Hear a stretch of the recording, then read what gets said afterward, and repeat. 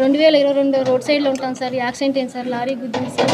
2 కాళ్ళు పోయినాయి. 100% కాళ్ళు లేవని సదరం సర్టిఫికేట్లో వచ్చింది సార్. నాకు ఇంతవరకు పెన్షన్ కూడా ఇవ్వలేదు సార్. నాకు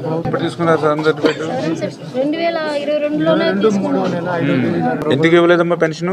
నాకు కరెంటు బిల్ ఎక్కువ వస్తుంది. నాకు అన్ని గాయాలు సార్. ఇక్కడంతా పూర్తిగా అంతా గాయం సార్. ఏసీ లేని నాకు డాక్టర్ ఏసీ ఉన్నాం. దానివల్ల కరెంటు బిల్ ఎక్కువ వస్తుంది.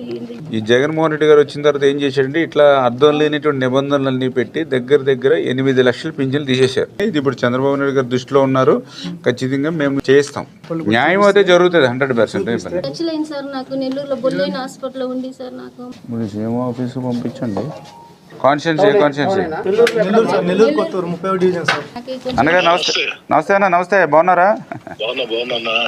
ఏం లేదు, కొద్ది పాపం ఈ శోభ అని మన నెల్లూరు రూరల్ అంటండి.